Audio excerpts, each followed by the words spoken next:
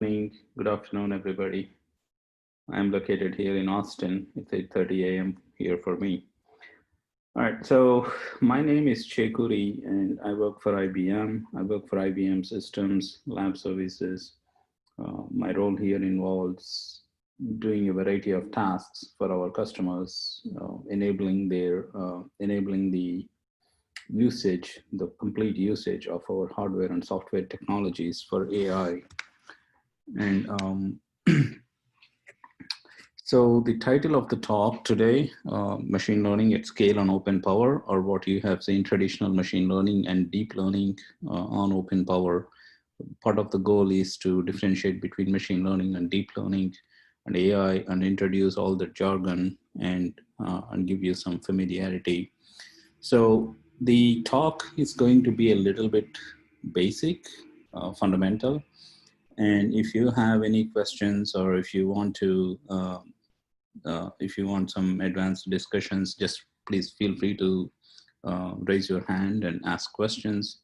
I have quite a few slides here, but I am in no hurry to go through those slides. I would rather make this a interactive session and make it discussion oriented. All right. So I'm assuming all of you have some technical background, engineering background specifically.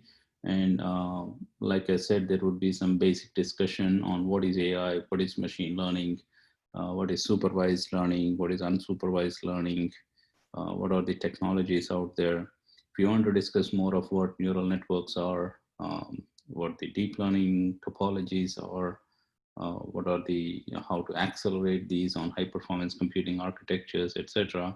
I would rather have you stop me and ask questions.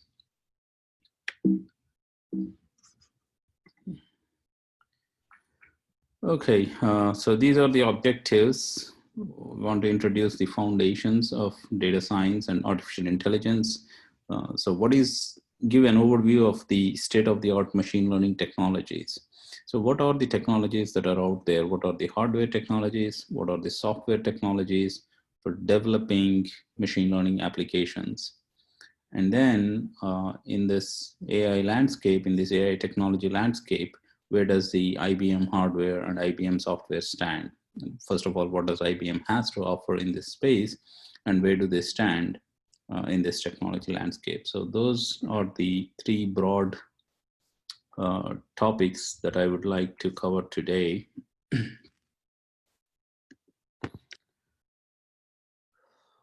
This is the agenda. I don't think we'll be following it strictly. It's just an overview of what we are going to cover in this talk. What is AI? What is machine learning? Deep learning? What is training? What is inferencing? What are some of the use cases? What is feature engineering? What are the different types of machine learning problems?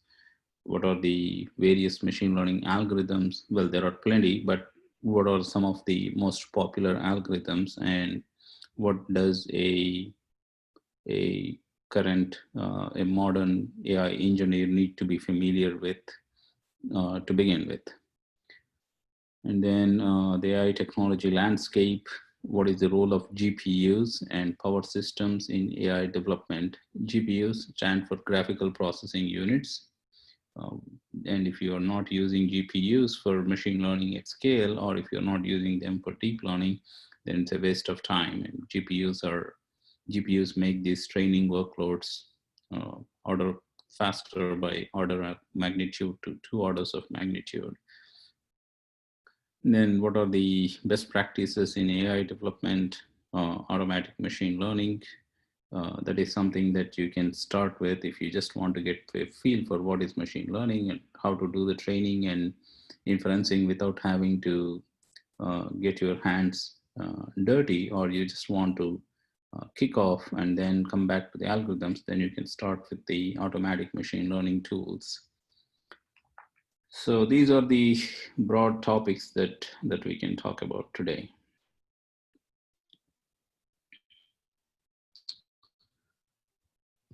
So this is a basic diagram that differentiates between artificial intelligence, machine learning, and deep learning.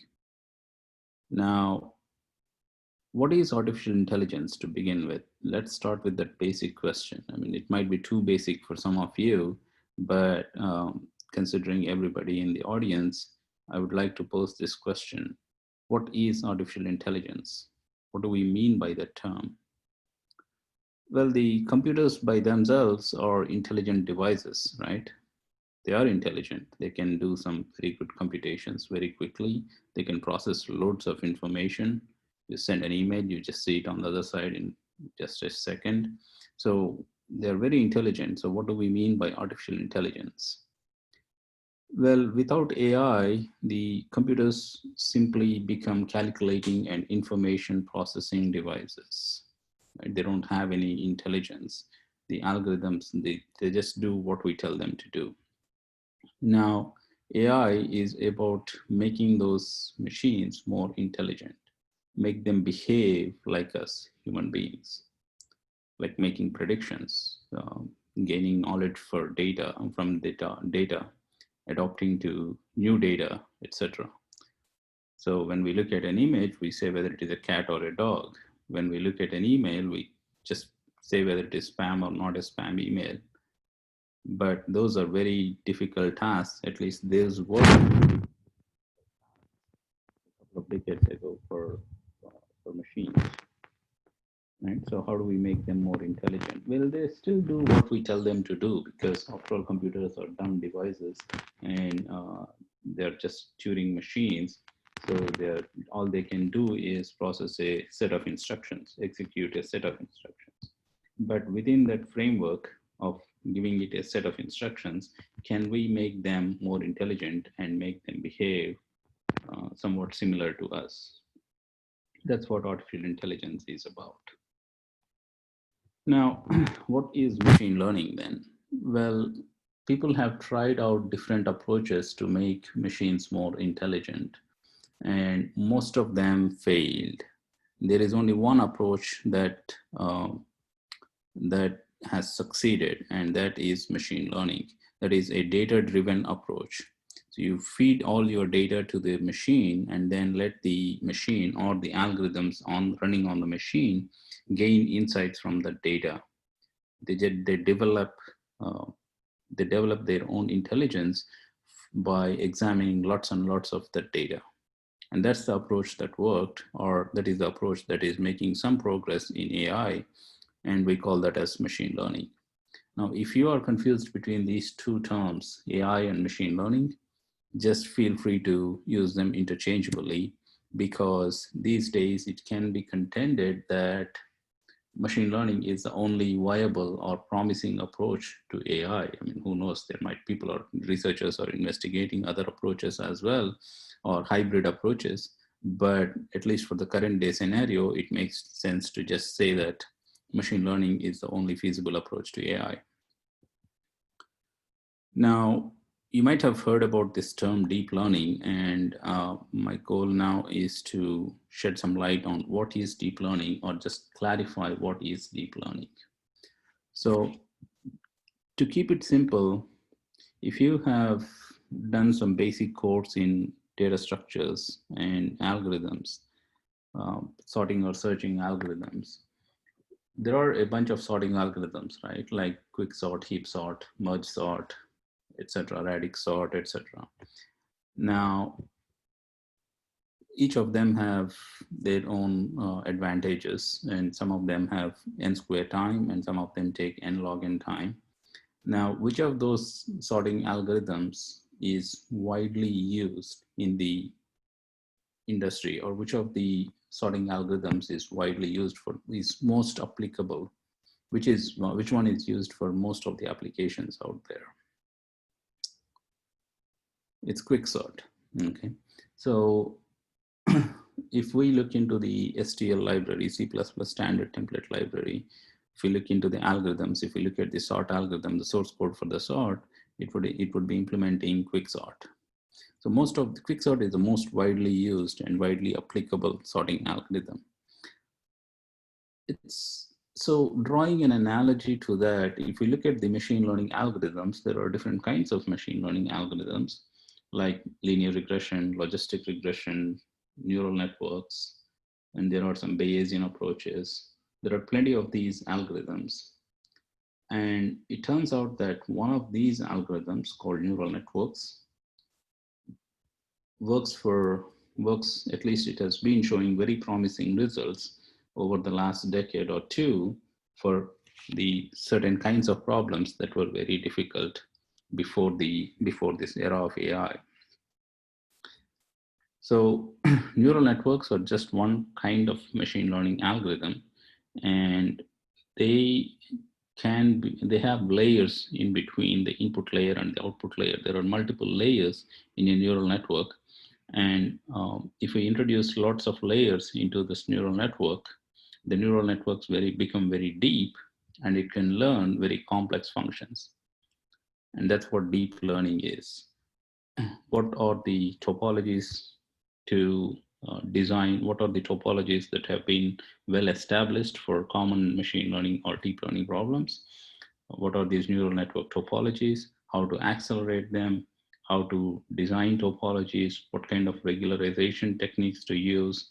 All these questions, and then how to make them learn even more complex functions, etc. All of this can be termed as a subfield within machine learning, and that's what deep learning is.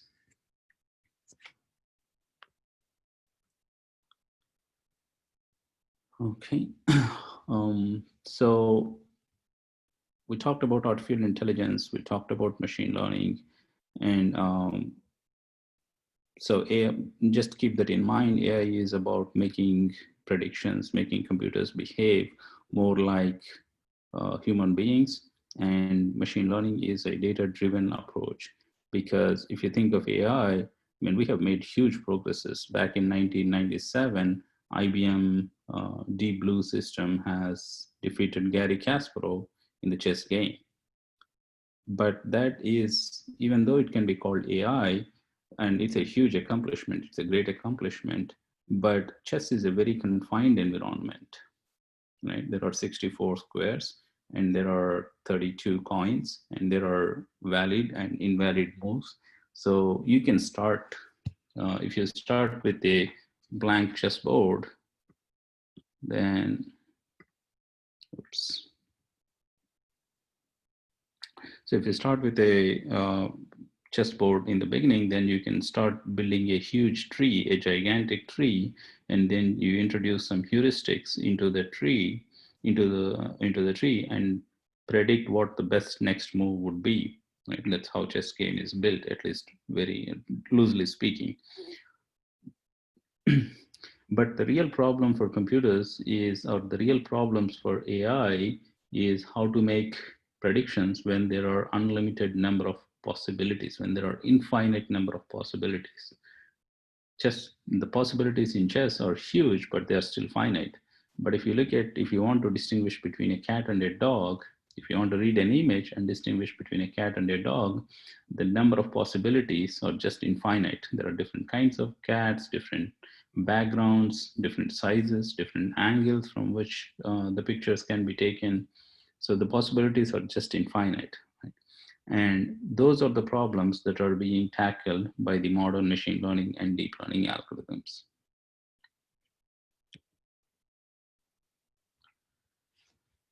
So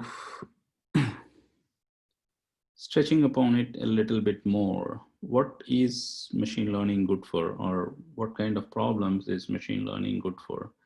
Now, if we want to read an image and say whether it is a cat or a dog, that's a big problem for computers, right? At least it was a big problem for computers, because the computer doesn't know anything. The algorithm, all that the algorithm can see is a bunch of pixels, right? If it's 340 by 240 MPEG image, then all that the algorithm can see is a huge number of pixels.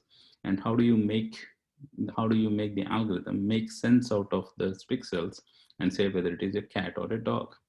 So if you blindly start coding up rules, if-else statements like you would do with traditional programming, then the number of rules would just explode.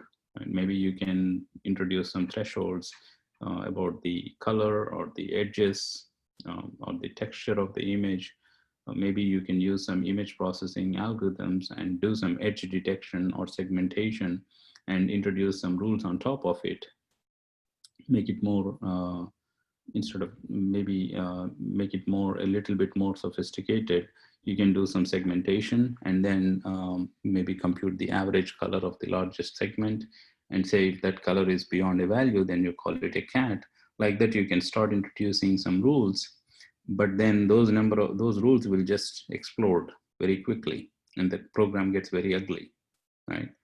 And within no time, the program will fail to work on new images, right? Even though you make it work on one or two images, if I give you more images, then the program would not be robust to all those new images and different backgrounds and different kinds of cats, different shapes, etc.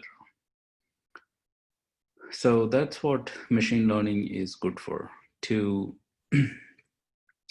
for problems that that are impossible to code with a set of rules. Okay. And if you want to adapt to the new input data and make your algorithm robust to different kinds of different settings, that's what we are tackling with machine learning these days.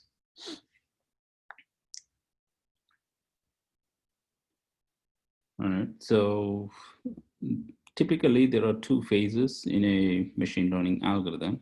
There is training phase and there is an inferencing phase. So if you look at the training is typically compute intensive. So let's distinguish between training and inferencing. What is training and what is inferencing? Let's say you have a kid. I'm going a little bit basic here. Like I said, if you have some questions, just feel free to raise your hands, and if you want to make it more a little bit more sophisticated, you can. You're welcome to do so. My assumption is that you go through a lot of lectures in classrooms, and I don't have to. I don't have to give you another 2 hours talk on one of these machine learning algorithms and introduce all the mathematical sophistication.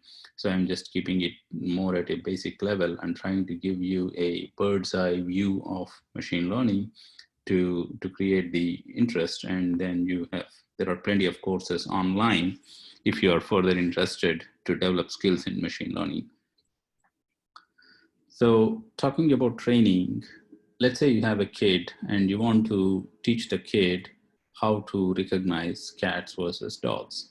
So what do? You take a set of images, maybe some 1,000 images of cats and dogs, maybe 5,000 of them are cats and 5,000 of them are dogs. And you keep showing those images to the kid one after the another, and you explicitly tell the kid whether each image is a cat or a dog. Okay, the kid is looking at those images and learning. Now, what you are uttering for each image, whether it is a cat or a dog, that's the labeling, right? So you have your input to the machine learning algorithm. The kid here is the machine learning algorithm, and the input data is the images that you are showing to the kid. And the label, the word that you are uttering, whether it is a cat or a dog, is the label. So you label all those input images, and then you feed them to a machine learning algorithm. Now you show all these 1,000 images one after the other. So that's one epoch. When the kid looks at all the entire training data set, that's one epoch. Now you train the kid by showing those 1,000 images again and again until you think the kid is doing very well. So you train the kid for a certain number of epochs. Okay, so this is the training phase. And now when you think the kid has been trained well, when the kid is able to well recognize cats and dogs on your training data set, you have another testing data set that you have not shown the kid. You show the testing data set and see how accurately the kid is doing. Maybe he is recognizing 97% of the images accurately. Okay, that's the testing phase. And when you think the kid is doing very well, you take the kid and deploy him in a real world. So he just goes out onto the street and starts recognizing cats and dogs. That's the inferencing phase. Okay. Now, which one takes more time? Is it the training or the inferencing? Obviously, the training takes more time, and that's where you need heavy compute infrastructure, whether HPC machines or GPUs or high-end servers or cloud environment. That's where cloud EC2 instances, Amazon EC2 instances, or some other uh, heavy compute infrastructure, because training can take, depending on can take hours depending on how complex your machine learning algorithm is, how big your training data set is, and how many number of epochs, how long it takes to train. The training can take anywhere from minutes to hours to days. So there have been incidents where algorithms have been trained for 2 weeks on the ImageNet dataset. So that's the training phase. And inferencing can be done in relatively cheap compute, whether it's a embedded system or an iPhone, or it could be in 1,000 feet underwater system where there is no internet.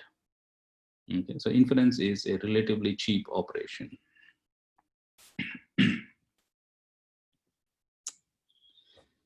All right, so AI is broadly applicable across multiple research domains and multiple enterprise segments. So these are various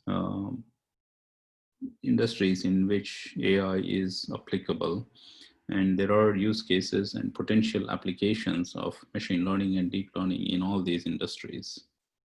And there is plenty of data that has been collected. So AI is going to make a huge impact on many of these industries. And just like computers have become ubiquitous in every part of our lives, in every aspect of our lives, it is perhaps not an exaggeration to say that AI is going to find its way into every aspect of our lives. So in the commercial space, whoever is going to bring these applications to the market is going to make a lot of money, is going to gain some huge profits, or is going to be up to date to the market.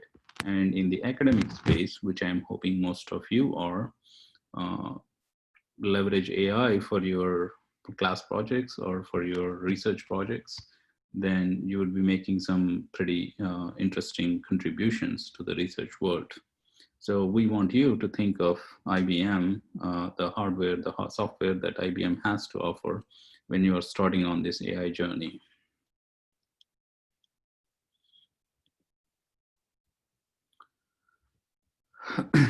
These are some of the use cases in retail, churn prediction. Most of these use cases have already been established. So they use typically traditional machine learning algorithms like logistic regression or gradient boosting, etc., for these use cases. But what has changed is there is now plenty of data. So these most of these use cases, these algorithms or these applications can be further enhanced by training them with lots and lots of data that is available or that has been collected over the last decade or so. All right, so I think we'll get a little bit more detail into the linear regression algorithm. This is a basic slide from Andrew Ng's machine learning course. I think I have cited him here. Yeah, it's just Andrew Ng is mentioned here. So this is a very basic machine learning algorithm called linear regression. I think most of you are familiar with this algorithm, but you can develop a very good feel, very good sense for all the machine learning jargon just by clearly understanding linear regression algorithm. Okay, so let's say here we have some data points. X-axis is maybe size of the house and y-axis is the price of the house. We go out in our city and collect some data points. We come back and we plot them, and this is how it looks like. Now we think a straight line fits this data very well. So that's our hypothesis. So machine learning starts with a hypothesis. We think this is a model that represents this data. We think these data are falling on a straight line. Not exactly, but roughly looking at these data points, it looks like a straight line is going to fit very well. So we come up with this equation of the straight line, theta 0 plus theta 1x. It has two parameters, theta 0 and theta 1. So in this particular case, we are just considering one dimension. So it has only two parameters. But if we consider multiple dimensions like size of the house, maybe the proximity to the market or the school district rating, etc., then you would have this equation would have more number of parameters. So you would be doing theta 0 plus theta 1 x1 plus theta 2 x2, etc. Now, we are going to define a cost function for this data points, right? So j of theta 0, theta 1 is the cost function. And this cost function is measuring the average distance between all these data points and this hypothetical straight line. So there are infinite number of possible straight lines here that fit this data. And every line, we can think of every line as fitting to this data. Now, how do we identify the line that best fits this data? What is the optimal fit? That's what we're going to solve here, right? So in order to do that, we define a cost function, and that cost function is measuring the distance, the average distance between all these data points and our straight line. So these data points are our training data set. Now, our goal is to minimize that cost function. So it's an optimization problem at the end of the day. Now, how do we minimize it? Well, we can resort to a paper and pen method, but an analytical method, but that would be too tedious if the number of parameters are huge, and it would also be infeasible, right? So we use numerical methods, and gradient descent is the most popular numerical algorithm for training machine learning algorithms. And there are plenty of others like Adams, RMS prop, etc. But gradient descent is the most popular one. So how does this algorithm work? We randomly initialize this data, parameters to some point on this cost function. So this diagram here on the bottom left is the representation of that cost function. So we have two parameters, theta 0 and theta 1, and z-axis is the cost, right? So we randomly initialize it to somewhere on this function, on this dome, and then iteratively refine those parameters, iteratively adjust those parameters until we get the best estimate. Okay, so it's a numerical method, it's an iterative algorithm. And how do we adjust those parameters? We compute the gradient of this cost function, and then we reduce these parameters a little bit in the direction in which the cost reduces. So that's why it's called gradient descent. We compute the gradient, and then we take a step, we descend a step. So that's gradient descent algorithm.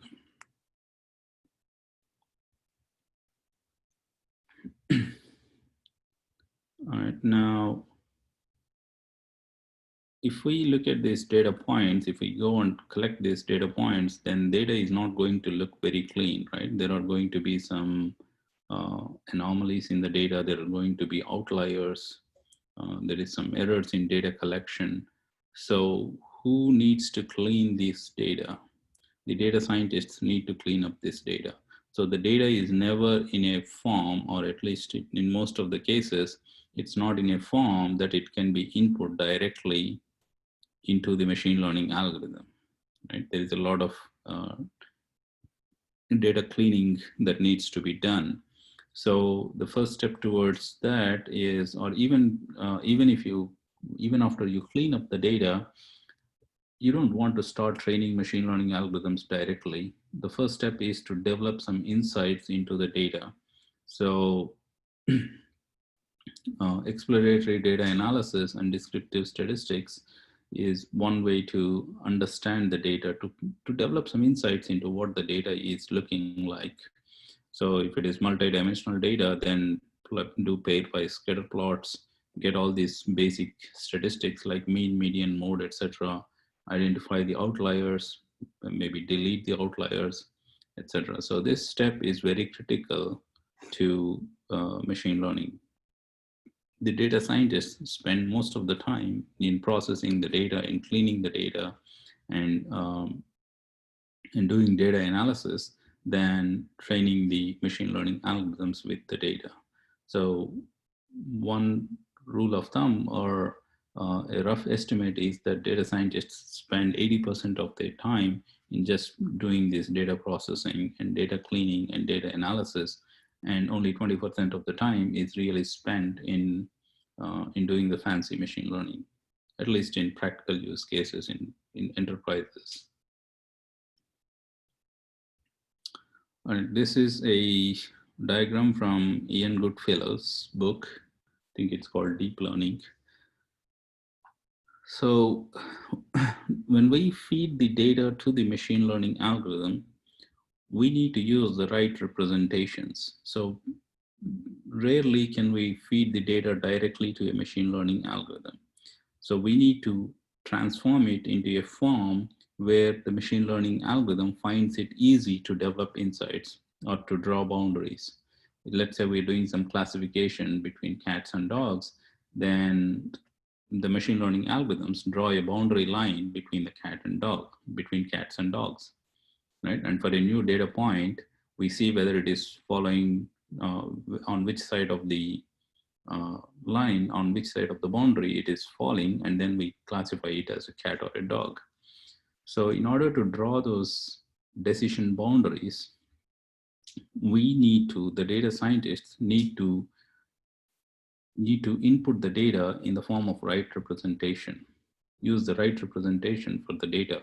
So that's what feature engineering is. Here in this example, in this slide, on the left side, we have some data points in Cartesian coordinates. Now, if we convert them to polar coordinates, it's easy for the machine learning algorithm to draw a straight line, right? So all these generalized linear models would not be able to distinguish between these blue points and green points. They would not be able to draw a decision boundary between these two classes. Whereas if we convert this data into polar coordinates and feed the data, then it would be easy. Even a logistic regression would do pretty well in drawing a decision boundary between these data points. Okay, so the idea of using the right representations cannot be emphasized enough. Okay, for all the traditional machine learning algorithms, and even for deep learning in some cases, feature engineering is a very important step, and using the right features is very critical to getting good accuracies in machine learning. All right. So this is another slide that shows the difference between rule-based systems, classical machine learning, and deep learning. Again, it's from Ian Goodfellow's book.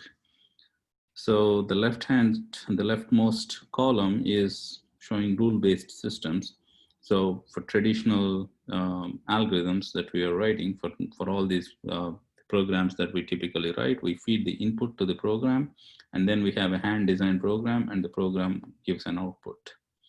In classical machine learning, we give the input, we design those features.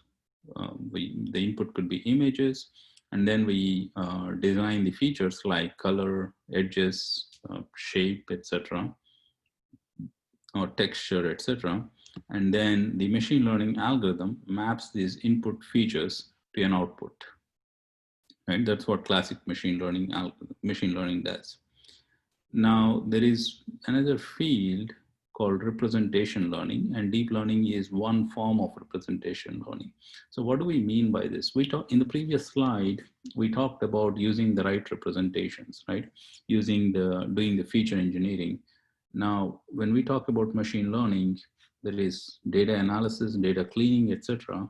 And then the second step is feature engineering, using the right features and feeding those right features to the machine learning algorithm. Now, that requires domain expertise. So for example, if you're a image processing expert, or if you're an image processing engineer, and there is a machine learning engineer, then the image processing engineer can collaborate with the machine learning engineer and design the right features for the image processing task, right? So use all the image processing techniques and then identify the features that are good enough for the task.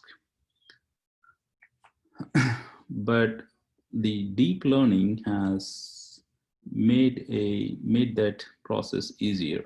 So in the case of deep learning, when you are using a neural network with large number of layers, with lots of layers in between, the machine learning engineer can just feed the raw pixels as input to the machine learning algorithm. So instead of deducing the features, you just input the pixels, the raw pixels, and the deep learning algorithm, the neural network, deduces the features that are good enough for the task. So the initial layers of the neural network develop the features, learns the features that are good for the task, and the later layers does the classification or the regression, whatever. So the main advantage of deep learning, at least for this common machine learning and for this common image processing and natural language processing tasks, is that the feature engineering is done by the algorithms instead of a human expert deducing those features and then feeding them to the algorithm.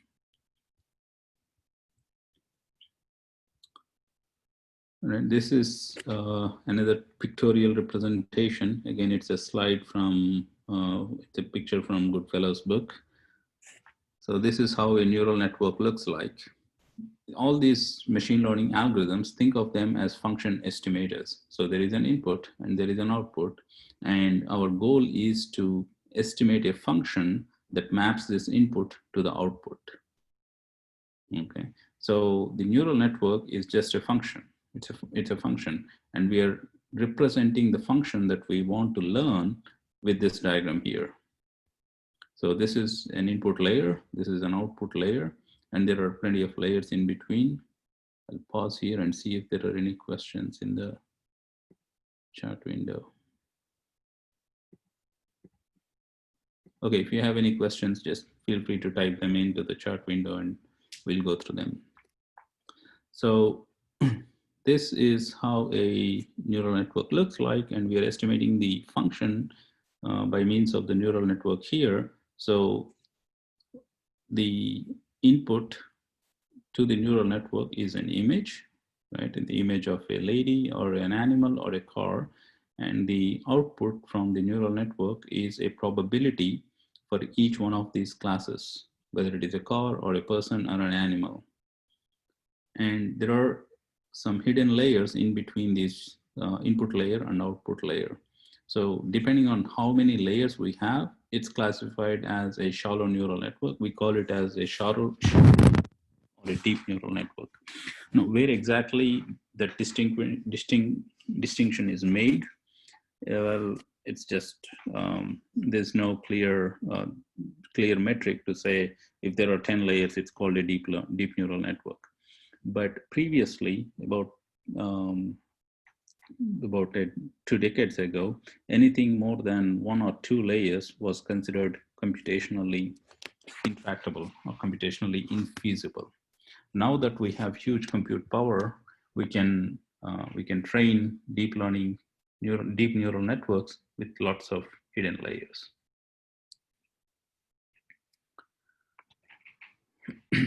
Okay, so in this neural network, we are giving an input, and the initial layers of the neural network are deducing the features from these images. Like the first, if this neural network is huge, if this neural network is deep, then the initial layers would be able to identify the low-level features in image processing, like the edges, the corners, etc. And then the later layers of the neural network would deduce the high-level features. Okay, I think there's a question here.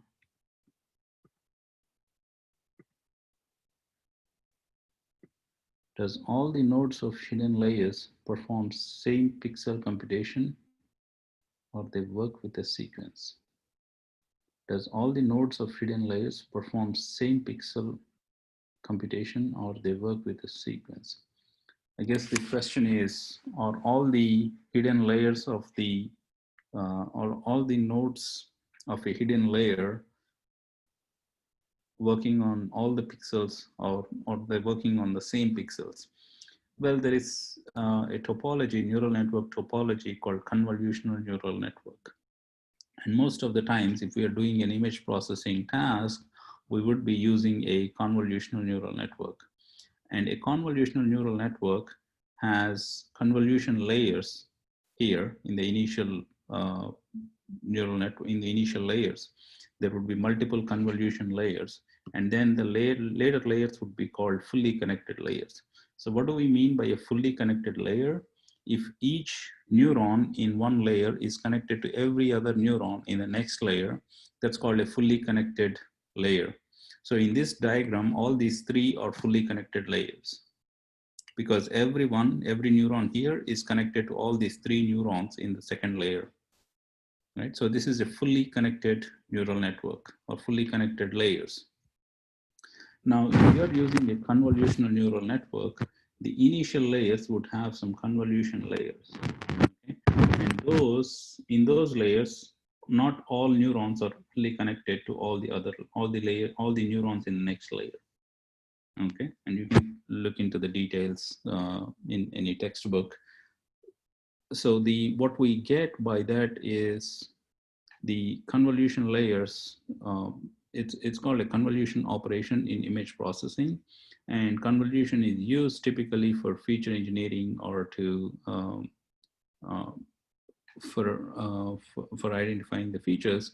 So by using the convolution layers, the neural network would be able to effectively learn the features in image processing.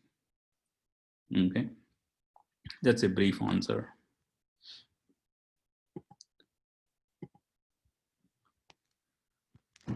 All right. So so we're talking about feature engineering, right? So we have input layers, and if we have a deep neural network, if we can train the neural network with lots of hidden layers, the initial layers of the neural network would be able to learn some features, image processing features, and then the later layers would be able to perform the classification. Advantage of the deep neural network. So it's called end-to-end machine learning.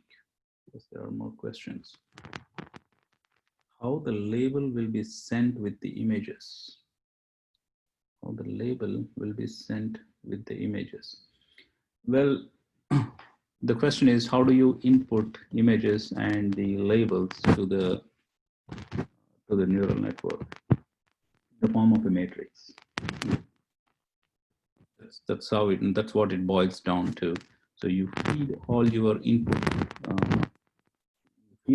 So if you think of your image, the image is a two-dimensional representation of the world, right? So when you read an image, a black and white image, it would be a matrix of pixels. Each pixel has a value from 0 to 255.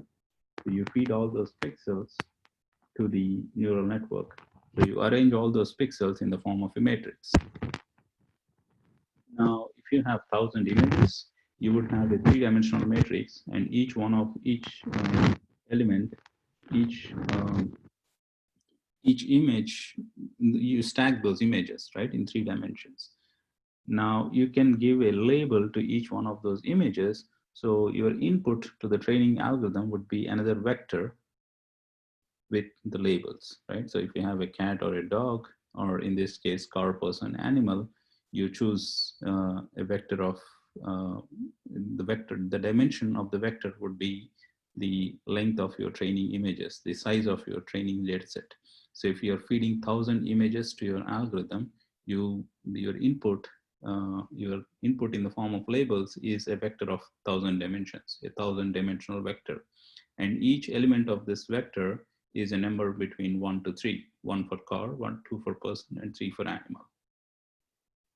Okay. Would all the hidden layers have different algorithms, especially the initial neural network layer versus the final hidden layer. Would all the hidden layers have different algorithms, especially the initial neural network layer versus the final hidden layer, which would be the inference phase? The first thing is training is different from inferencing. We will be using the same neural network topology for training and inferencing. So these neurons are connected to the other neurons. What do we mean by they are connected? Well, there are some weights that we assign to each of these edges, right? And the goal of the machine learning is to learn those weights. Like in the case of linear regression, we have seen those two weights, theta 0 and theta 1. And our goal is to learn those values, theta 0 and theta 1. So I think it makes sense to go back a little bit. So in this case, our goal here is we know all these data points. So these are different values for X, right? And Y. So we have the size of the house. So we have some maybe 15 data points. That is our training data set. So we have 15 values for X, and for each value of X, there is a corresponding Y, right? So we input that X's and Y to the input to the machine, to the linear regression algorithm. So that's our input data set. Now our goal is to learn these two parameters, theta 0 and theta 1. So once we are done with this gradient descent algorithm, or once we trained our new algorithm with this gradient descent method for, let's say, 20 epochs or 50 epochs, we end up with some values for theta 0 and theta 1. So once we have those theta 0 and theta 1, that's our model.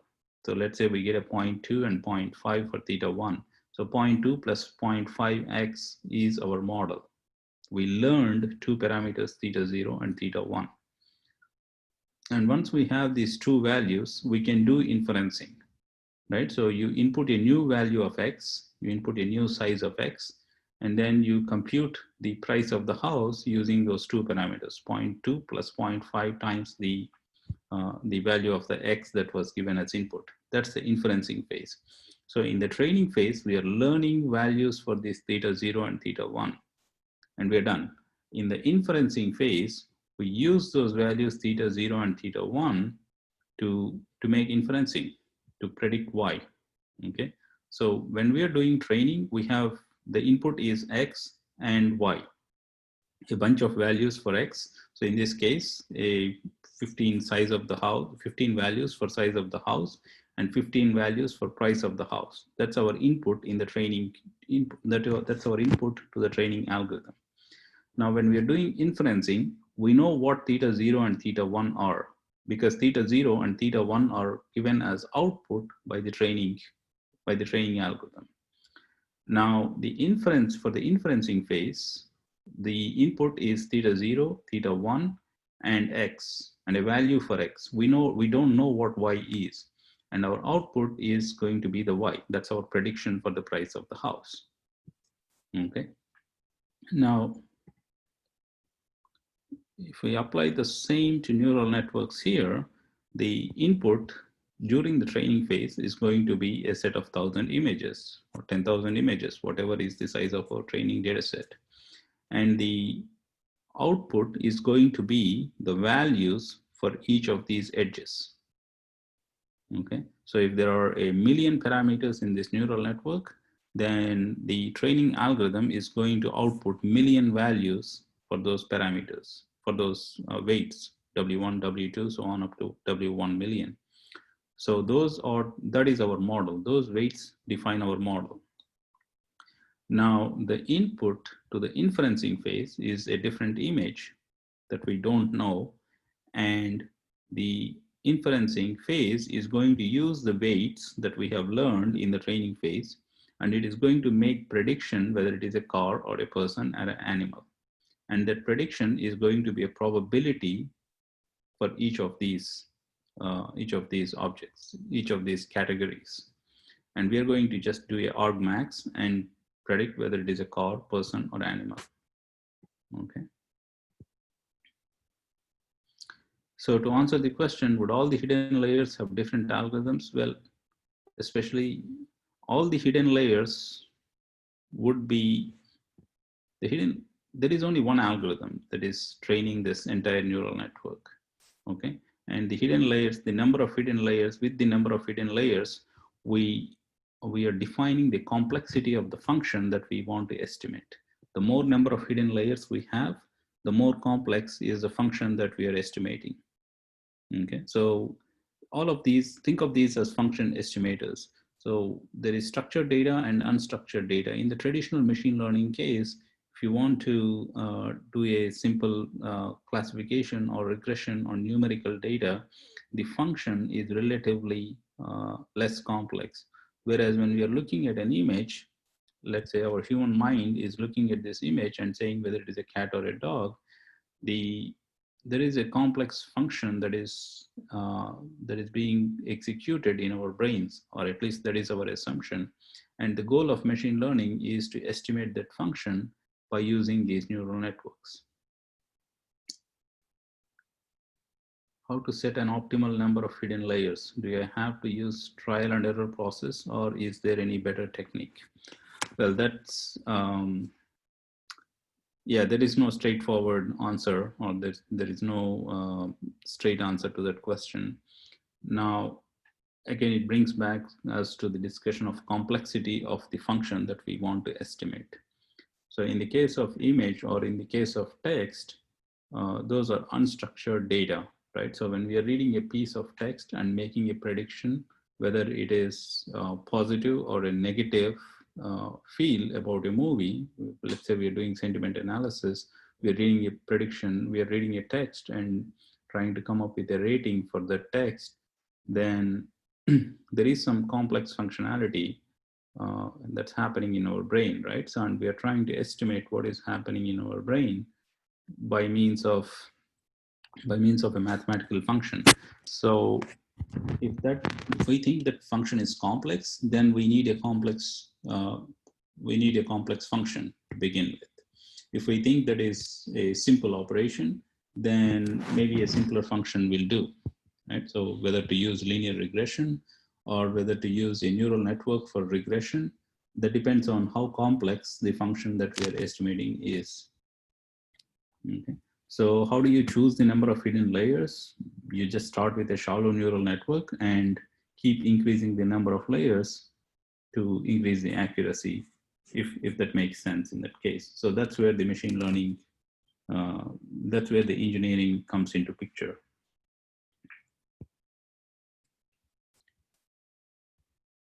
That means the more hidden layers, the more correctly the neuron can predict the image with higher probability. Typically, it depends on the complexity again. If it is a simple classification, then the more hidden layers, maybe the better. But just increasing the number of hidden layers doesn't necessarily increase the accuracy of the machine learning algorithm. Okay, there are other issues to be considered. For example, if you don't have lots of training data, then if you increase the number of layers, then there is a good chance that the neural network will overfit to the training data. So what does overfitting mean? The algorithm is so specialized for your training data set. The algorithm does very well on the training data set, but it doesn't perform so well on the testing data set. So it's pretty specialized for a training data set, and it happens when you have less data, when you don't have sufficient amount of data, and when your neural network is deep, so it can overfit. And the second reason is the mapping from the input data to the output data may not be complex enough that you need lots of layers. Okay, so it is a hit and trial process. It is a trial and error process, and if you're doing it from scratch, you would be better off starting with a shallow neural network and keep increasing the number of layers. Now, that being said, there is another paradigm called transfer learning. So what is transfer learning? If you have lots of if the problem that you are doing is already being solved. Like image classification is a solved problem these days. So you don't have to design your neural networks from scratch. You can take something that is already out there and then use that to train you, to train and use that topology and train it with your, or retrain it with your data set. Okay. So if you're doing one of these common image processing or natural language processing tasks, you rarely need to design your own neural network from scratch. Okay. How much effective will you say deep learning is for data analysis and prediction? Suppose in case of predicting anything as a classifier model, like predicting from a data set if a patient has cancer or not. It depends on how clean your data is and how effective your data is. So if there is, that's what machine learning aims to achieve, right? If is there any mapping between those input and output, and can we make this prediction, can we automate that prediction?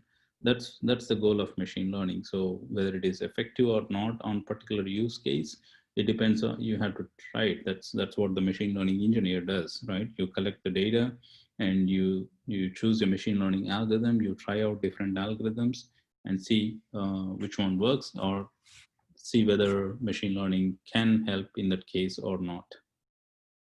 Okay. Right. So these are the various machine learning tasks like regression, classification, anomaly detection, density estimation, structured output, synthesis, denoising. So in the case of regression, the output is a continuous variable. So if you're predicting the price of a house, that's a regression algorithm. If you're predicting whether a building is a residential building or whether it is a government building or whether it is a commercial building, that's a classification algorithm. Anomaly detection is similar to classification, but the most of these input data points belong to one class, and there is it's like finding a needle in a haystack. That's anomaly detection. Density estimation, most of the algorithms, most of the machine learning algorithms estimate the probability distribution of the input data, either implicitly or explicitly. So a typical example of density estimation is clustering. Okay. And then there is synthesis. You can synthesize music or speech. These are not so well developed algorithms yet, developed use cases yet.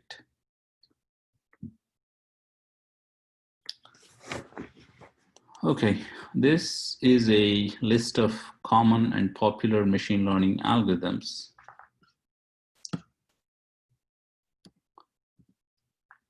There are tree-based methods like decision trees, random forests, and gradient boosting. And then we have a class of models called GLMs, generalized linear models, linear regression, logistic regression, and support vector machines, or some common GLMs. And then unsupervised learning techniques. We talked about supervised learning and unsupervised learning, right? In supervised learning, you have labels for the input data. In the case of unsupervised learning, you don't have labels for the input data. The machine learning algorithm tries to draw insights from unlabeled data. And the typical examples are clustering and principal component analysis, and autoencoders in the case of deep learning, or in the case of neural networks. So most of the applications that we see in machine learning or supervised learning applications are based on supervised learning. Unsupervised learning is, there are some applications out there, and we also use it for as a pre-processing step to the supervised learning applications. Okay. And then we talked about neural networks. So up to here, from tree-based methods to neural networks, is what can be termed as traditional machine learning. And if we use neural networks, and if we increase the number of hidden layers in the neural networks, That's where we fall into the deep learning domain. Various deep learning topologies, convolutional neural networks, sequence models, and GANs are relatively new. They stand for generative adversarial networks. And then there are some other learning paradigms called transfer learning, active learning, self-learning, etc. Transfer learning is pretty applicable for most real world problems. Okay. Now, the slide that we have seen here, the previous slide, is what I would call as textbook machine learning, right? This is what you would find in a typical machine learning textbook. The different approaches, the statistical approaches, Bayesian and frequentist approaches, and then there is a description of machine learning algorithms, a long description of various machine learning algorithms. But then when it comes to actually developing machine learning algorithms, there is a whole different set of techniques that are required and that are not described typically in an academic machine learning textbook. And that's what I call as solution engineering, AI solution engineering. So exploratory data analysis is something that we talked about, data engineering, data augmentation, and then there's bias detection and mitigation. These are sort of evolving topics. There is interpretability issue. So let's say we have a interpretability is going to be critical in healthcare and finance and few other industries, because the machine learning algorithms in all their glory are black box predictors, right?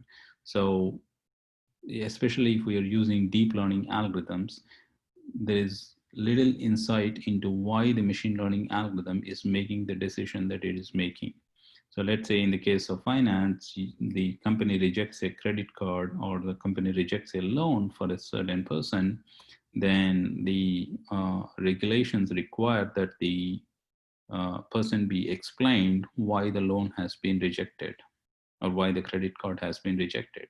And you cannot simply say the machine learning model just rejected it. Okay, there has to be a reason code for it.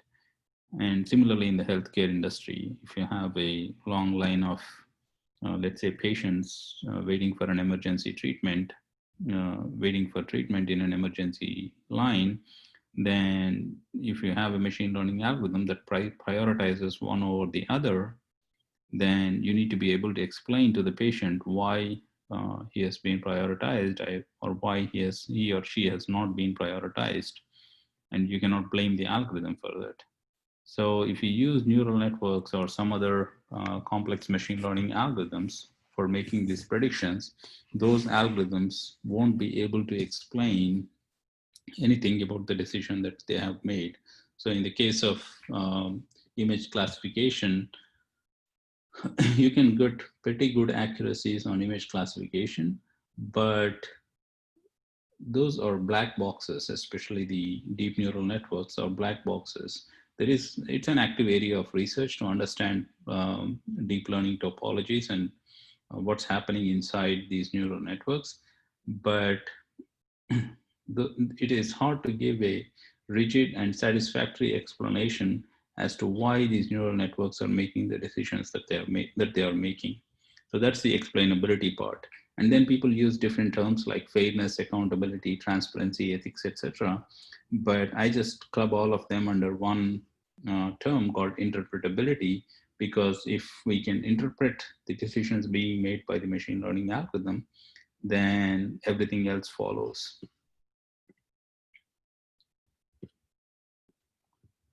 How inference phase performs. Okay, we'll come to that. Let's finish off this slide and then we'll go back to that. Okay, inference optimization is, yeah, I think it's a good timing. So let's first answer this question. What is inferencing? So inferencing is just it's called, if we think of neural network, there are two steps in neural network, right? One is forward propagation and the other one is back propagation. So for each of these input images, we have labels, right? So when we start training this neural network, we randomly initialize all these weights, and then the computation goes from input layer all the way to the output layer. So when the computation comes from input layer to the output layer, we are already making a prediction. So we get some probabilities when we go through this first computation. When we go from all the way from input layer to the output layer, we get some probabilities. And the probabilities that we have are either 1, 0, 0. If it is a car, the label is 1, 0, 0. If it is a person, the label is 0, 1, 0, right? And if it is an animal, the label is 0, 0, 1. Let's say we input an image, and the first prediction that we got when we did this forward propagation is 0.2, 0.3, and 0.4.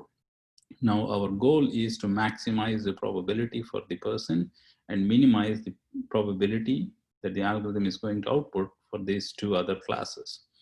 So that's what we do in a back propagation. So we go back through these layers and we adjust these weights based on the cost function. The cost is the difference between the probabilities that we computed and the labels, right?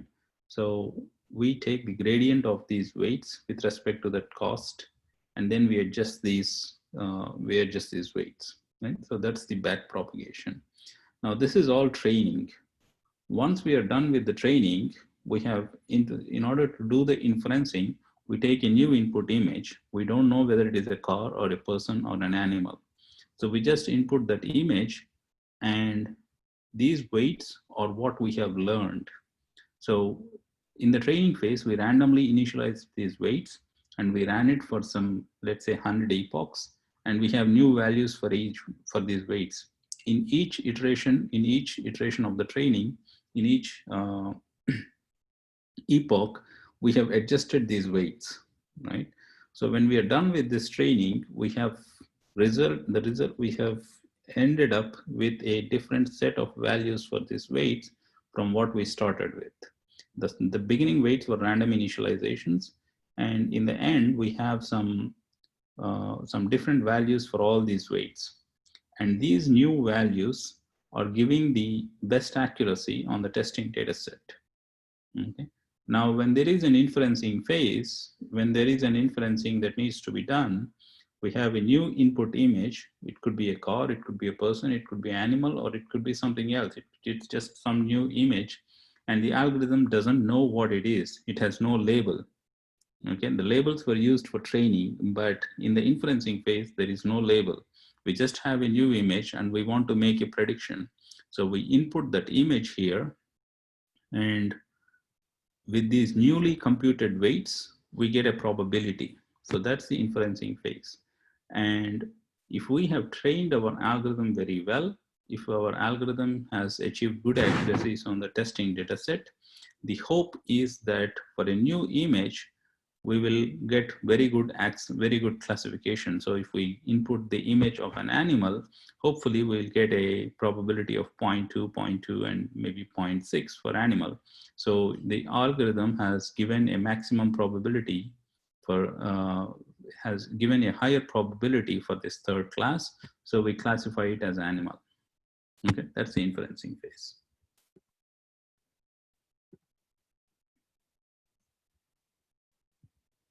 For inferencing, is it appropriate to choose FPGA instead of GPU? All right, this is, okay, good question. So inferencing can be done in different scenarios, right? The inferencing can be done on one image at a time, or maybe if you're doing some credit card fraud transaction analysis, the transactions are coming at a very high rate and you want to do inferencing in real time. So in that case, there is a lot of input that is coming in. So you need to be doing inferencing in a very quick way, inferencing very quickly. Similarly, you may want to do inferencing in an embedded system or it may be sufficient if you just do inferencing on your server, or you may want to do inferencing in a cloud. So inferencing means a lot of things and different scenarios. Now, whether FPGAs are particularly good for inferencing, it depends on the use case. Instead of a GPU is good for inferencing too, but if you're inferencing a single image or a single piece of text, then probably you won't get a lot of speed up for inferencing using a GPU. But let's say you want to do batch inferencing. You want to do inferencing on 10,000 images or 10,000 inputs at a stretch. Then if you input all those 10,000 images to your GPU, to your algorithm, to your model, then the GPU can accelerate the inferencing of these 10,000 images. Okay. Now, if you're doing, if you have a big enough image, maybe you're dealing with an image from an electron microscope, and if you want to do inferencing on that image, even for a single image, the GPU might accelerate the inferencing part. So FPGAs are typically, the main advantage of FPGAs is the reconfigurability. So if you retrain your model or if you change your model, then you can keep the FPGA intact. Let's say you have an FPGA in an embedded system and that FPGA is doing the inferencing. Now you retrain your model and you change your model, so you can reconfigure that FPGA with your new model, and then keep the rest of the system intact. Okay, so I would say the reconfigurability is the main advantage of the FPGAs for inferencing.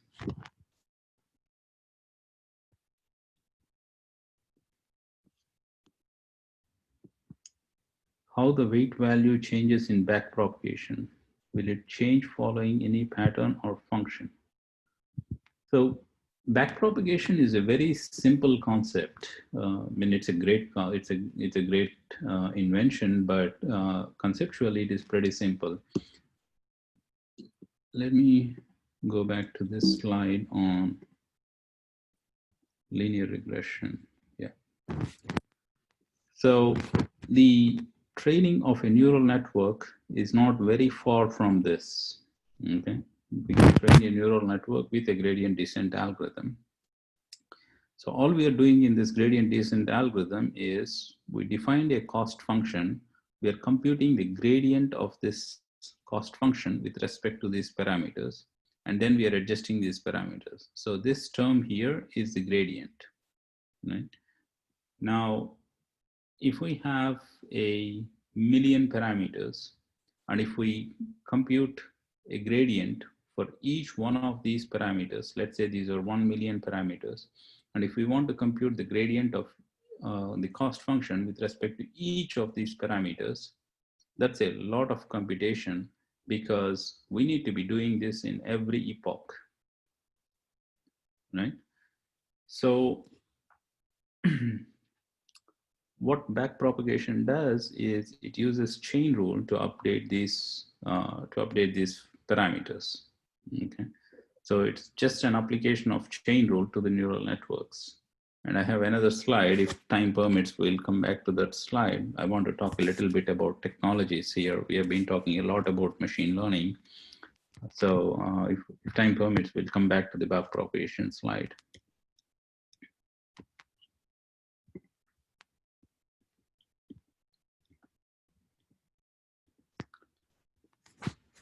Okay, so these are some of the aspects that needs to be considered in enterprises. So we talked about machine learning algorithms, we talked about solution engineering, but then when it comes to developing machine learning applications in enterprises, there is a different set of considerations like regulations and model security. How do we retrain? How do we make these machine learning models interoperable with the other IT infrastructure, etc. So machine learning is pretty old, right? It has existed since decades. I think it was in somewhere in the 80s that backpropagation was invented. And then the neural network topologies also existed since 2 decades. The CNNs were first proposed in late 90s by Jan LeCun, and the RNNs also existed since more or less the same time frame. So why is it that we are talking about machine learning now after almost 2 decades? Well, these are the main reasons. The first one is the explosion. We all are experiencing it in the form of videos or images or logs, transactions, etc. And the second reason is the evolution of the GPUs, general purpose graphical processing units. Now, GPUs have existed again since a long time. Almost all of our computers have some sort of GPUs attached to them. And especially if you're a fan of games, then the GPU cards are pretty critical to be able to play those advanced 3D games. So what GPUs do is they take the 3D world representation and then convert it into a 2D representation so that the monitor can display the 2D representation. Right? That's all GPUs do. And it's an embarrassingly parallel operation. Those are the algorithm for 3D to 2D transformation is operating on each pixel separately. So there is a lot of parallelism, and it turns out that by using a different architecture, by using a GPU architecture, the graphics pipeline can be made very efficient and fast, right? Instead of doing it on a CPU. That's why we have these accelerator cards called GPUs to do this, to compute this graphics pipeline. Now, it turns out that the graphics cards can be very effective for scientific computations, just because they have been designed for embarrassingly parallel operations. So,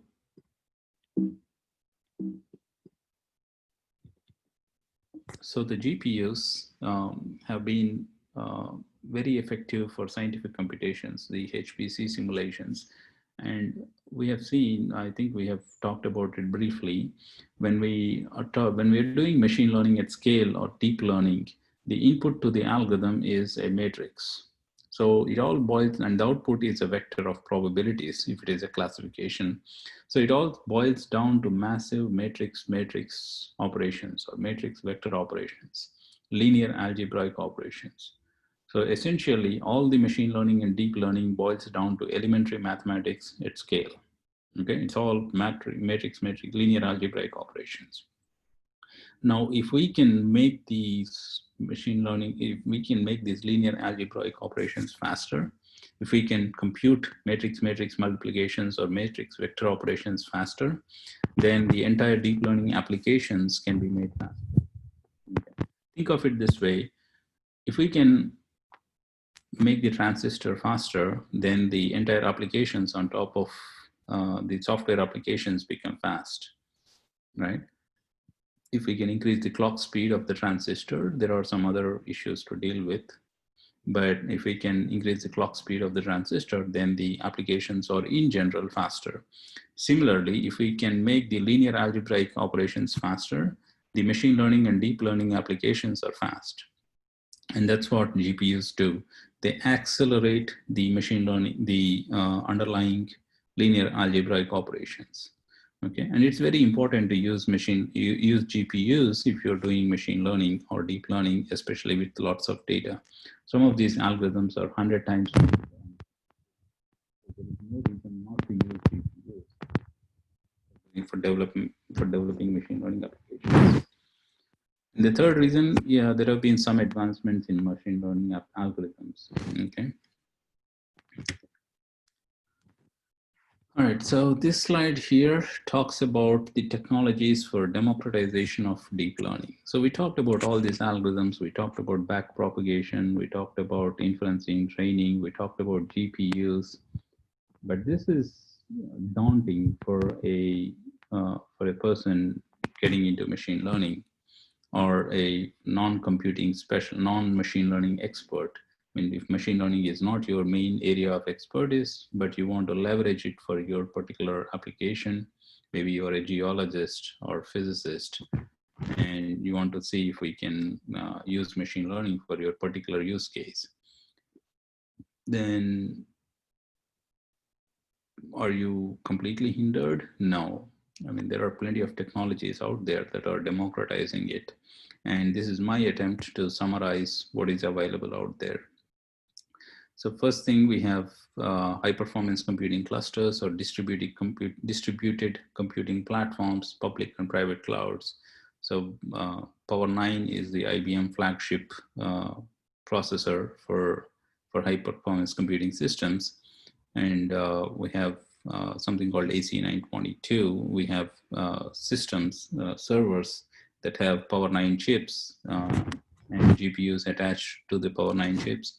And then it's all about lots of data. So there are plenty of storage technologies out there that allow you to store lots of data. Okay, and we also have these open source deep learning frameworks, TensorFlow, Keras, PyTorch, FastAI. Well, Keras is a layer above TensorFlow. So nowadays you're just combining both TensorFlow and Keras together. So the advantage with Keras is you get a higher level of abstraction, but you lose some flexibility. But nowadays, I don't think that limitation exists anymore because these are used in the same program interchangeably. The same with PyTorch and FastAI. What is Keras to TensorFlow? PyTorch, FastAI is to PyTorch. And then there is MXNet. There are a bunch of other frameworks. So these are the most popular ones, at least from my side, from my standpoint. I just use TensorFlow or PyTorch and then Keras mostly. So there are also a set of algorithms for traditional machine learning, scikit-learn, H2O, gradient boosting, and IBM has a product called SnapML, which is very good for training the traditional machine learning algorithms with terascale datasets. Okay. Like I said, there are lots of other frameworks, but these are the ones that that I use most commonly. Now, don't undervalue traditional machine learning. In most of the use cases that we are seeing, the deep learning in all its glory is useful only when there is lots and lots of data.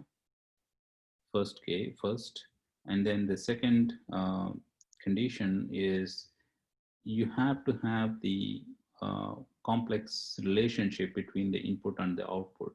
So if there is no complex relationship between input and output, there is no point to deploying deep learning frameworks because most cases you would end up overfitting. Okay. So start off with traditional machine learning, and if you think you really need deep learning, then deploy deep learning. Okay.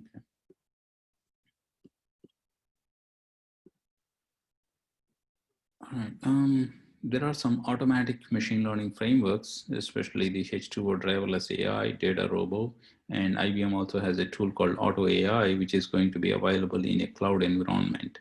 So these automatic machine learning frameworks can choose so you just input your data to these AutoML frameworks, and the AutoML frameworks choose the method, the machine learning method. They divide the training data set into training and testing data sets. And then they do hyperparameter tuning and finally spit out a model. So they try to automate this end-to-end machine learning workflow. But with higher levels of abstraction and with higher automation, you lose flexibility.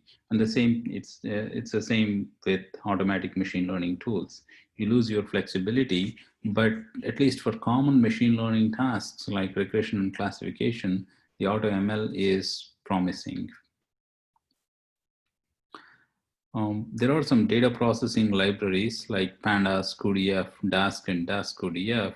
So Dask is a parallelized version of Pandas. So you can use the same Pandas API, but Pandas is a single thread library, whereas Dask uses all the multiple cores that are available in a system. And Dask CodeF can use GPUs spanned across multiple nodes. So DASQDF is a very powerful data processing library. Okay. And then there are some open source databases like MongoDB, Cassandra, etc. You can store both structured and unstructured data in the databases. Gone are those days when you store data in the form of rows and columns in structured data sets, in structured databases. This is the era of unstructured data. Okay. All right, so this is very similar to the previous slide. It just arranges all these technologies in a hierarchy. So at the bottom at the most bottom layer, you have distributed storage, and then you have HPC clusters or public or private or hybrid clouds on top of it. And then this is the middleware that facilitates application development, the HPC schedulers, containers, Kubernetes, etc. We have big data tools, Pythonic frameworks, HPC libraries. Again, all of these are the next layer of abstraction that facilitate model development. And finally, on the top, we have cloud native AI, which is, I think, still evolving. So how do applications take advantage of the fact? How do the AI applications take advantage of the fact that they are running in a cloud? Okay. These are some of the applications of deep learning that I have seen. Computer vision is where the deep learning has made a profound impact, and same with NLP. Deep learning has made a profound impact. Speech recognition has become very accurate these days. And I have seen some applications in bioinformatics and quantitative finance. But for most of these structured data, I think traditional machine learning works better and is more relevant than deep learning. For unstructured data applications like computer vision or NLP or speech, that's where deep learning starts to shine. Well, in the case of quantitative finance, the data is still numerical and the data is structured, but there are some good applications of deep learning in quantitative finance as well. These are some of the computer vision applications of deep learning: object detection, face recognition, event recognition. So all of these computer vision applications existed. These problems existed since 2 decades, and they were relative. The researchers were focusing on image processing techniques to solve these problems. But with the surge of deep learning, with the surge of interest in deep learning, a lot of these problems are being solved with deep learning. I think I'll skip this slide. I think I'll just stop here and pause for any questions.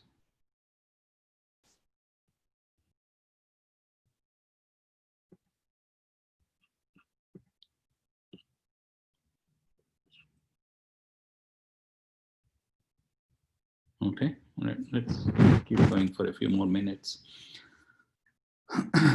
So this is this slide is to talk about ImageNet. ImageNet is an academic computation, and it's a set of 10,000, a million images and 1,000 classes. And before the era of deep learning, before deep learning became popular, the researchers were getting very small improvements in accuracies. And it was in year 2012, AlexNet was introduced, and the ImageNet accuracy has improved significantly. And that has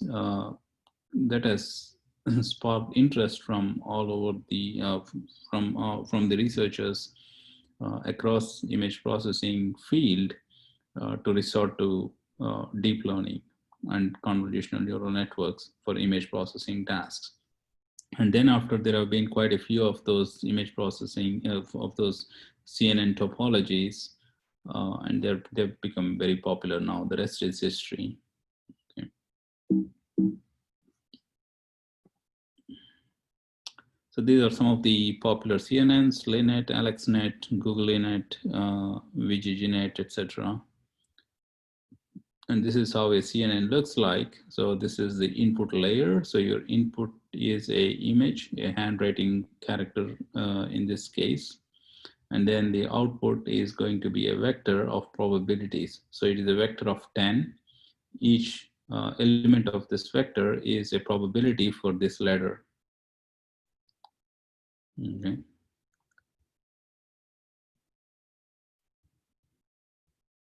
All right. So this again, Sloyd is from Andrew Ng. So this shows the effect of traditional machine learning and deep learning. So the x-axis here is the data and y-axis is the performance. The red line is traditional machine learning. So in this space before this line, you try out different algorithms to improve your accuracy. But as you have lots and lots of data, the deep neural networks tend to perform very well over traditional machine learning. Okay. And then this line here is showing where the object detection, object recognition, and speech recognition lie in the current scenario. So to the left side, we have little data, and to the right side, we have lots of data. So the more data we have, the more accurate these tasks become. So speech recognition, we have lots of data, and it is way accurate these days compared to what it was 2 decades ago.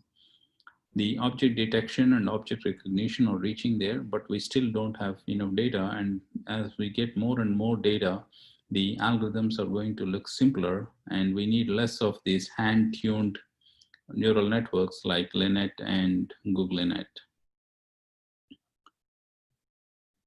Okay. So we talked about traditional machine learning and deep learning. So the traditional machine learning is equally important, and these are some of the reasons why traditional machine learning is critical. The GLMs, like the support vector machines, logistic regressions, ridge regression, lasso regression, they can scale to data sets with billions of examples, and they don't require hyperparameter tuning, or the hyperparameter tuning is very minimal in the case of GLMs. In the case of neural networks, there are about, in some cases, there are about 50 hyperparameters. So hyperparameters are parameters on top of these machine learning parameters. So when we define a machine learning model, there are some parameters in that machine learning model. In the case of linear regression, we had two parameters, theta 0 and theta 1. But these parameters in the machine learning model are tuned automatically, right? That's what the gradient descent algorithm does. That's the whole goal of machine learning, to learn those parameters automatically using numerical method. Now, hyperparameters are parameters on top of those parameters. And there are no derivatives. We cannot compute gradients for these hyperparameters. So the only way to find the right values for hyperparameters is to manually adjust or manually tweak these parameters and see what works best. And there are some automatic hyperparameter tuning algorithms like Bayesian optimization and TPE, but they're not as widely adopted yet. So in the case of GLMs, the traditional machine learning algorithms, you have very few number of hyperparameters. And the modern machine learning frameworks like scikit-learn, etc., they can even not, you don't even need to specify the learning rate for some of these very basic machine learning algorithms like linear regression and logistic regression. And then interpretability is another reason. We talked about explainability, right? Neural networks are notoriously called as black boxes. Whereas in the case of linear regression, you are assigning a weight to each of those input features. Same with logistic regression. All these GLMs, they draw a straight line between the data points. So they're easily interpretable, relatively better interpretable than deep learning algorithms. So that talks about GLMs. Now this slide shows why we need to accelerate the generalized linear models. So most of the times you're doing some sort of ensembling. In the case of traditional machine learning, you try out different algorithms. It's an empirical science, right? So you don't know which algorithm works best. So you try out different algorithms and pick the one that works best. And then you may want to train with large amounts of data, terabytes of data, right?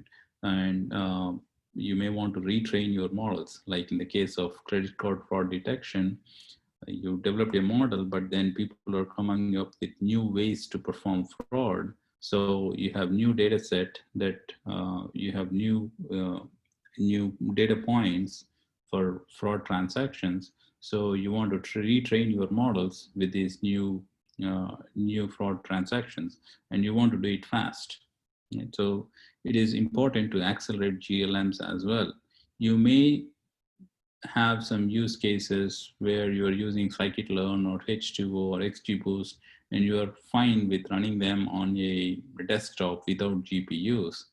But if you want to do it at scale, if you want to train these algorithms with lots of data, then you would be better off using some advanced HPC architecture and the software frameworks that are capable of taking advantage of that hardware. Okay. So that brings us to the discussion of HPC architectures. And these are the various kinds of parallelism that are available in HPC, in state-of-the-art HPC architectures. So you have multiple nodes, and within each node, you have multiple GPUs. And within each GPU, there are multiple cores. So you want applications to take full advantage of this available hardware. And the software frameworks like TensorFlow, PyTorch, Keras, and SnapML, IBM SnapML, allows you to take full advantage of these hardware without having to resort to low-level programming. So you can focus on your problem, and the libraries do this heavy lifting of fully utilizing these architectures for the machine learning applications. Okay, so this is the point that I want to drive home. It is important to leverage high performance computing infrastructure for your AI applications, because if you want to train your AI algorithms, you better use lots of data. And if you have lots of data, it's an iterative process. You're going to try out different algorithms. You want to do hyperparameter tuning. You want to, it's a time consuming and tedious process. So the more powerful hardware you have, the more you can accelerate each iteration, the less will be your time to development. So leverage high performance computing architecture. Okay, and this is the IBM hardware for AI applications. We have POWER9 chips, and then these are connected to GPUs. So typically in Intel systems, the GPUs and CPUs are connected by means of the PCI bus. Okay, and PCI, the speed of PCI bus is Gen 4, it's about 33 gigabytes per second. Whereas in the case of IBM systems, you have 150 gigabytes per second between the POWER9 chip and the GPU. So it's a very high bandwidth between CPU, GPU. Remember, GPUs never exist in isolation. So at least in the case of scientific computing, if you're running your machine learning algorithm, the algorithm always runs on the CPU. When it comes to the part where there is a matrix multiplication or some other SIMD parallel operation, that operation is mapped to the GPU. Right? And then the GPU computes the result and sends the result back, and the result is sent back to the CPU, and the CPU continues with the rest of the program.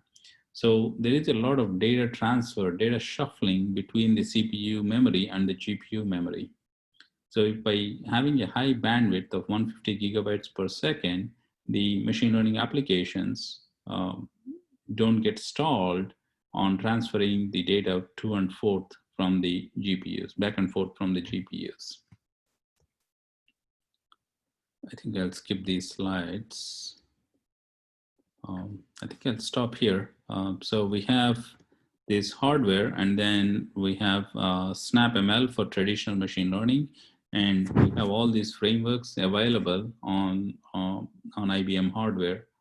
So there is a plenty of software and hardware infrastructure available at your disposal, and it's a challenge for the academic community to take full advantage of this hardware and software and develop machine learning applications.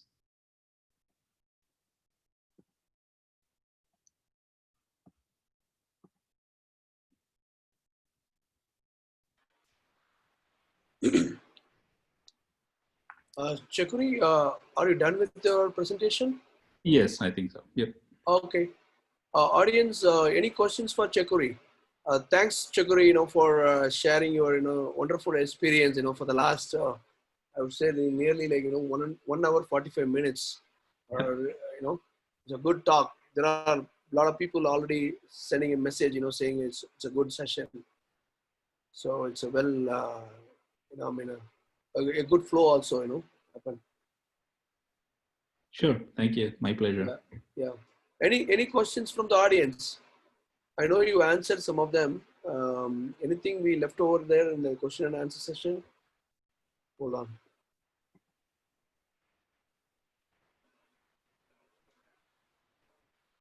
Feedback link. Oh, that I will take care.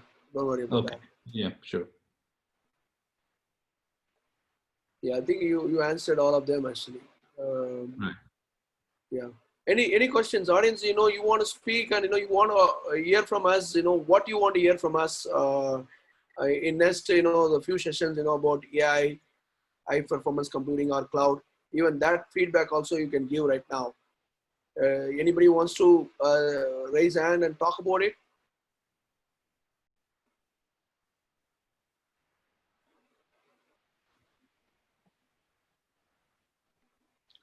Do you think that with this AI technology will replace human in workforce? First, you want to take that answer question, Ganesh? No. You can answer from scientifically. AI is going to be disruptive, but whether it will replace human in workforce, it will be augmenting the human beings. So it will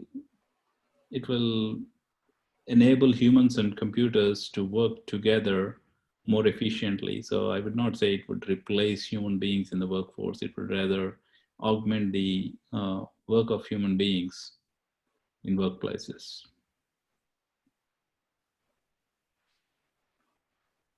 It will make a profound impact, but I mean, honestly, nobody really knows how long that is going to take and when that is going to happen. The predictions that were made, I think, have not been realized yet. I mean, the radiologists, there is some advancement in medical image processing and the application of deep learning in medical image processing, but it has not yet come to a stage where they've been automated, and there are regulations in most of these industries that would I think that would it would take some more time for the process to mature completely. So yeah, I don't think the workforce will get affected by AI, at least not in the near future.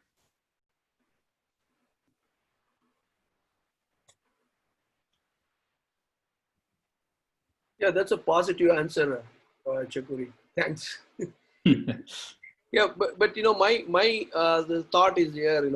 See here, definitely workforce may not get impacted, but the thing is now people have to develop keep on developing their skills. They cannot stay with the old technology and say that this is going to be forever and all. So they are to, we all have to keep upgrading what's coming next, and what are all the things happening in the industry, and get knowledge about it, and if you have some interest, you can collaborate with them, and create a platform. If you hang upon some technology for several years, definitely there will be an impact. That I have seen in last 20 years in the journey with IBM. So suddenly there are things which we are to keep on learning, and then deploy it if you have some interest, and keep moving. And that is a one we have to have. And 20 years back I was doing some programming in Fortran and C programming and Perl programming and all in IBM. And now everyone is jumped onto the Python and R programming, and the technology is different too. AI, so many things developed. So you have to keep an eye on it, and get up to the speed on where industry is moving also. Okay, there's a Okay. question. Can you suggest some resources which will provide much deeper knowledge about machine learning? There are plenty of resources online, and I would start with, I mean, if you are an engineering, if you have an engineering background and sufficient mathematical background, I would start off with Andrew Ng's machine learning courses. Hi, Dr. Chikuri. This is Arghya from University of Wisconsin-Platteville. Hey, how are you? I'm good. How are you doing? Good, good. So I have a question which is not related to all these tools and all these things, but since all of you, I mean, and IBM is working for a long time in these AI and big data and data analytics, data science field. So my question is, what do you think, which field is mostly impacted by this disruptive AI nowadays? Is it healthcare or transportation or something else? I mean, do you have that type of statistics? This is just kind of out of curiosity I'm asking. Sure, I am, honestly, I don't have the expertise to predict where it is going to have a huge impact. But in my experience in consulting, I have seen finance industry adopting AI more than other industries. So there is a lot of there is a lot of interest in the industry in adopting AI among enterprises, healthcare, finance, oil and gas, everywhere I have seen interest. But when it comes to real adoption, the financial industry is a bit more audacious in adopting AI. That's what I have observed. Okay. And Because yeah, because there are, I mean, there is an interest in enterprises, but when it comes to actual investment of time and energy and money, then the return on investment, what is the impact that it is going to make, all of this is going to make a difference, right? So there are two kinds of companies. On the other one hand, we have these high-tech companies who have made AI their bread and butter, Facebook, Amazon, Google, whatnot. And there are enterprises like oil and gas companies, insurance companies, etc., who are trying to improve AI, improve their revenues by adopting AI. AI is not the core technology there. They're looking to see if they can augment their workflows by adopting AI. And in those cases, the main hurdle seems to be the return of investment apart from an increase of revenues apart from the availability of data scientists. mm-hmm.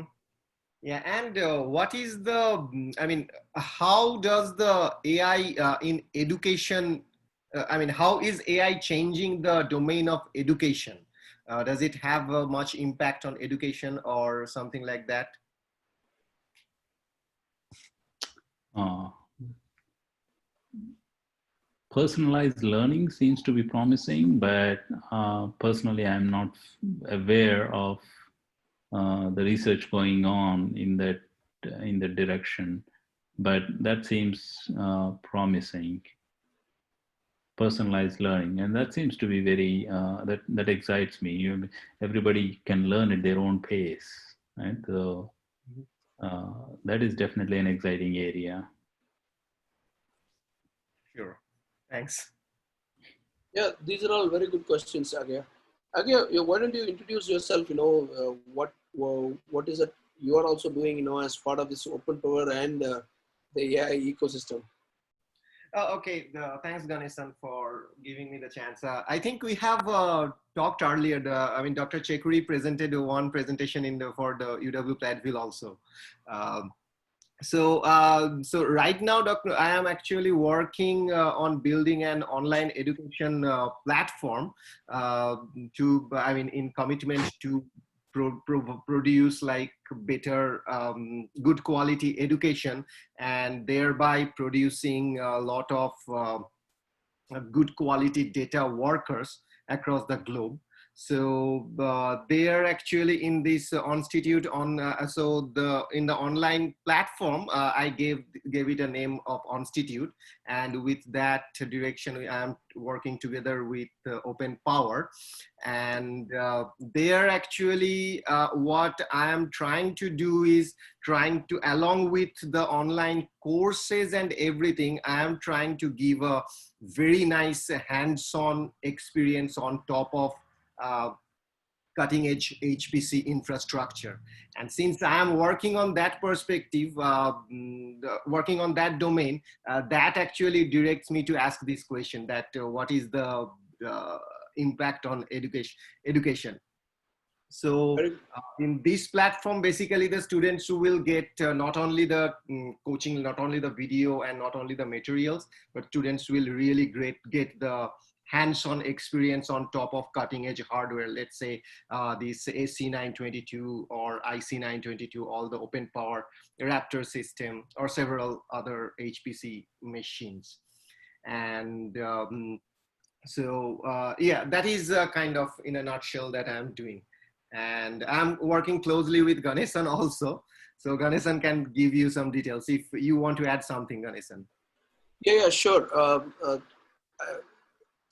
From my point of view, people can collaborate, with you and with your university, to work on, some projects and, the special things, on top of, the platform, what you are planning to, come out with.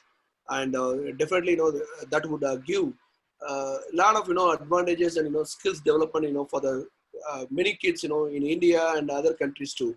I do have people in this session, from Bangladesh and Dubai and India mostly. And, those people also can get benefited, out of your platform too. And hopefully, like, if the students are interested to, work on some special projects, certainly, Professor Agia and there are other professors in US and in India who are actually ready to work with you and, collaborate on, on particular, solution, so that, it will be useful for your career development too. Sure, and we are really interested to work together with IBM, and thanks Ganesan for all your help and all your support for making this project successful. You are welcome, Agya.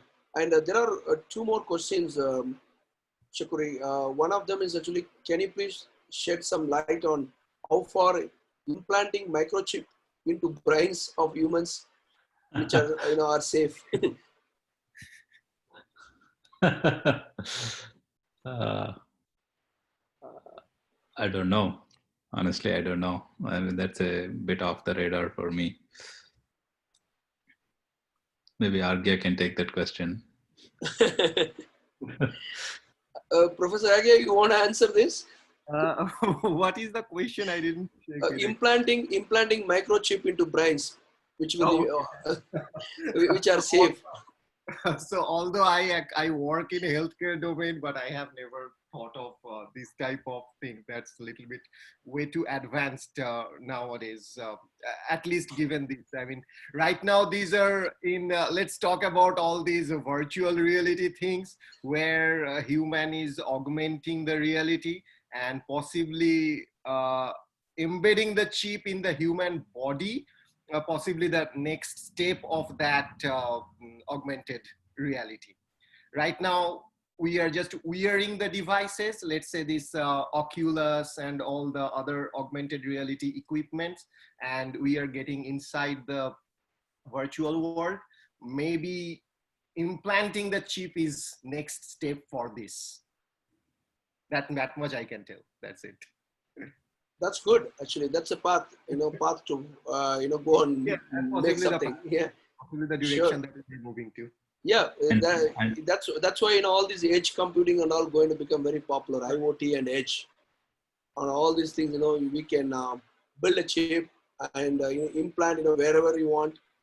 It's not just the body, everywhere at home or in the Right. car or anywhere, and start getting the data and transfer the data to the cloud and get it processed and get back with the results. And Exactly. yeah, things are going on very well, in that direction. Very good question. And Mhm. another question from Nazrullah Masood from, I think, from Bangladesh. How much AI is affecting in social media platform? Shakuri, you want to add your thoughts here? Share your thoughts. How is AI affecting the social media platform? Well, AI has made a profound impact on social media. I mean, Facebook has huge investments in AI. They have large AI research teams. And in fact, PyTorch is developed at Facebook.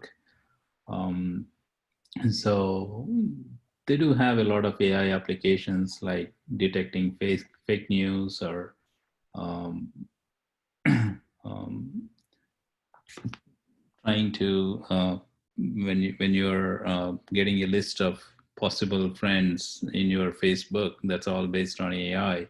When you're getting targeted advertisements in your Facebook wall, that's AI. So there is a lot of AI applications working in the back end uh, on your social media profiles. So hopefully that answers the question. Yeah, it is affecting social media. Sure. There are a lot of things, we can talk about it. Social media is helping a lot, for a lot of people to learn about it also. Many things. These are all like, done through, the AI only in the back end. Mhm. Yeah, and one more addition is possibly the recommendation system nowadays. I mean, which I think everyone has experienced, maybe without knowing this is AI. For example, if you just browse some kind of Amazon, some product or Netflix for some movies, you will automatically see that in Facebook you are getting several recommendation that these are the recommended products, these are the advertisement, personalized advertisement, and all these things. So these are possibly also some example of social media impact. Sure.